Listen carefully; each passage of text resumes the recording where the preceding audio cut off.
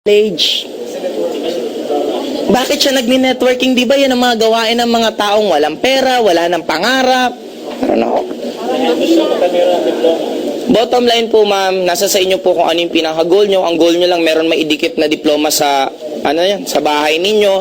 Meron naman pong recto, mas madali. Paggawa ko, idikit mo na lang doon.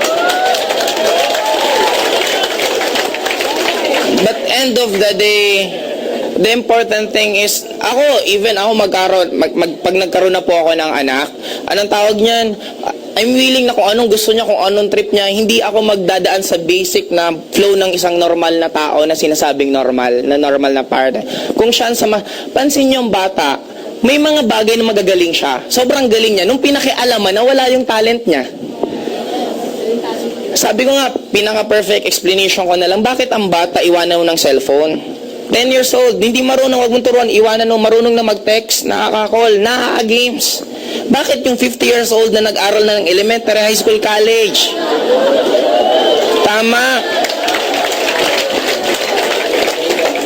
Ang dami na niyang na-meet na tao, ang dami na niyang learnings na dapat mas marunong siya at madali siyang matuto. Nung tinuturuan pa mag-cellphone, anong sabi?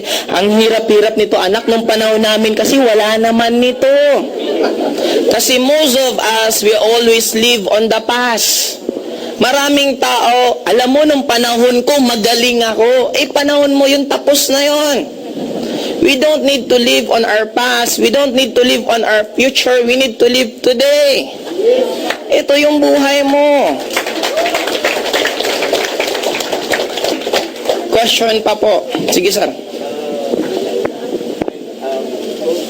Kasi sabi mo kanina. Para marinig. Kasi sabi mo kanina na susuportahan mo ang anak mo kung anong gusto niya.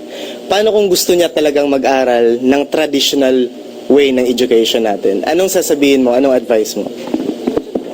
If I'm going to have a child, ang bibigay ko lang lagi sa kanya is mga options na ito pwedeng mangyari, ito pwedeng mangyari, guidelines lang, and it's up to him to decide.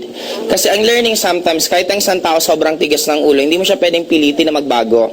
Darating ang point na magbabago yan sa tamang pagkakataon, sa tamang panahon, and you just need to show him na if ever ito, parang downline yan may downline na matigas ulo, hindi upline, ito gusto ko, ito effective sa akin. Huwag mong kontrahin. Hayaan mo lang, sabihin mo lang, okay, sige, kung effective para sa'yo, gawin mo. Basta if ever mayroon kang nangyaring hindi maganda sa'yo, sabihin mo lang ako, nandito lang ako to help and to guide you again. Ganoon lang kasimple. Hindi mo kailangan manduhan. Question pa po? Sige po, sir.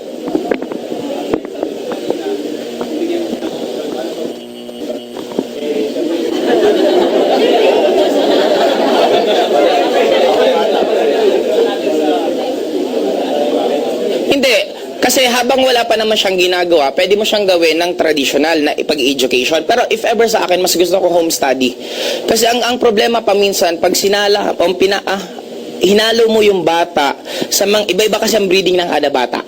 Kung ano yung breeding ng magulang madadala ng bata. Yung bata hindi naman palamura, since palamura yung nanay, nahawa, nung naging classmate ng anak mo na hindi palamura, naging palamura din anak mo. Kaya sometimes walang masama expose mo siya. Mas madali, mas magandang expose mo Kaya ang bata tumatagal ang growth kasi tayo din may kasalanan. O anak, huwag ka makipag-usap dyan. Usapan to mo ng matatanda. O imbis may expose siya. Pansin mo ang bata, pag pina-expose mo kahit kani-kanino bata pala, makita mo ang bilis matuto magsalita at magugulat ka na lang bigla ang lalalim na ng mga sinasabi. Sino ang nag-suppress tayo? Sa school, pinagsama-sama yung magkakaedad. Anong pagiging learning nila sa bawat isa? Wala. Kasi pareho lang yung pinapanood nila, pare-pare yung ginagawa nila. What if ihalo-halo mo yung bata sa matanda? May mga araw na ganun. Imagine mo yung learnings na ganun. Pansinin mo pag nag-networking ka. Isa lang sinasabi, 6 months after ka mag-networking, lahat ng mga kaibigan mo, kahit negative or hindi, ang sasabihin, ibang-iba ka na.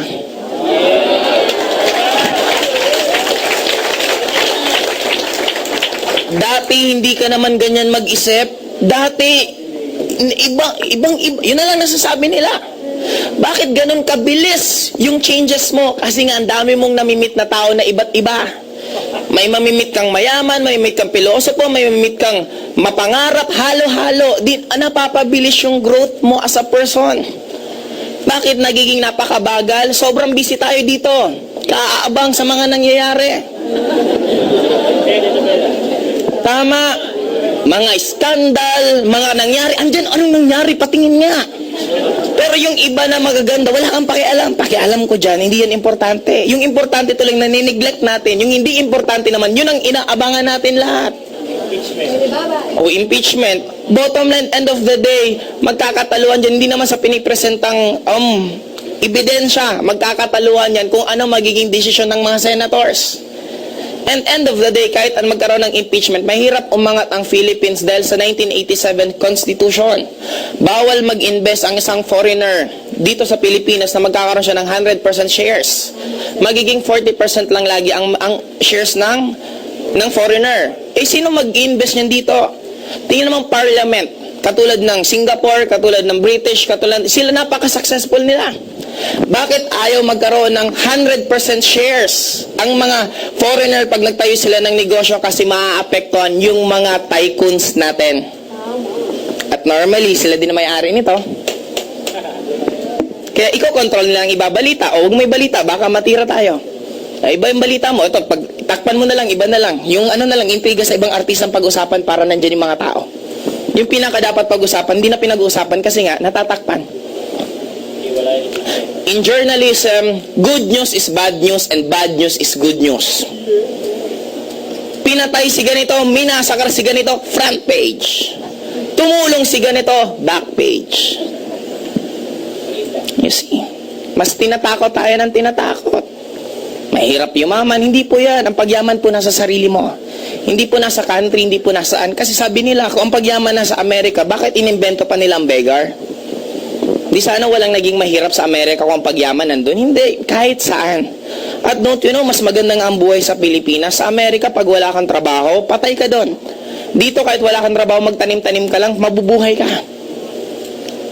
Philippines is one of the, pag na-compare ko, ang Amerika wala pong natural resources. Ang Philippines, we have plenty.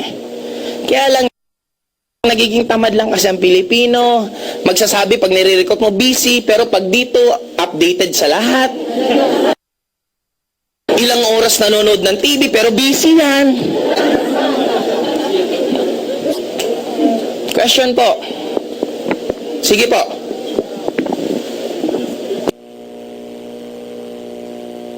May microphone ba tayong tawag yan? Wireless?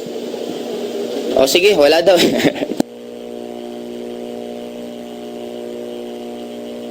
Yun nga ang isang reason. Yun na nga eh. Sinasadya nilang gawin para yung tao maging bobo pagdating sa income, para mas madaling makontrol. Kasi nga ang school, this is a factory of workers. If you want to become a successful workers, school ang karirin mo. Kasi totoo magiging napakagaling mong empleyado. Yun ang reason niya. Kasi sabi ko nga employment, it is designed not for you to become rich. It is designed for you to work for the rest of your life. If you want to work for the rest of your life, employment is a very, very good vehicle para mangyari yun sa buhay mo. But if you want to have a freedom, hindi po employment. Kasi pansinin mo, bakit ang sweldo sakto lang palagi? Kasi pag binigyan kita ng sweldong sobra, lalayas ka sa akin, makakaipon ka. Pero pag sineldong kita ng sapat lang for this day, babalik ka the following day. Bigyan kita ng sweldo mo sapat lang for the 1 month, babalik ka sa akin the following month. Kung bigyan kita 1 year, babalik ka sa akin. Tuwing balik ka ng tuwing balik. Ikaw nagtatrabaho, ikaw nagpapagod, ako walang ginagawa, ako yung mayaman. Yan ang reason doon. Question pa po. Last 4 questions bago tayo anong oras na ba? Sige po.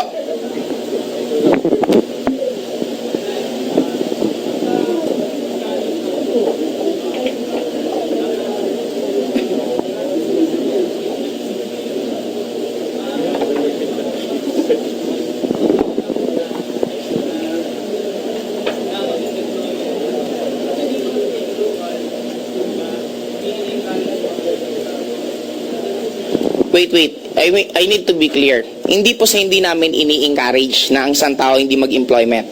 We're just giving you options kung ano yung gusto mo, kung ano yung goal mo. Kung ang goal mo yumaman, hindi po employment yung sagot. Kasi wala pong yumaman na isang empleyado na walang sideline. Lahat po ng yumaman na naging empleyado, nagkaroon ng sideline. And if you want to become rich, ang employment po is dinadaanan lang, hindi tinatambayan. Okay? It's not bad to work.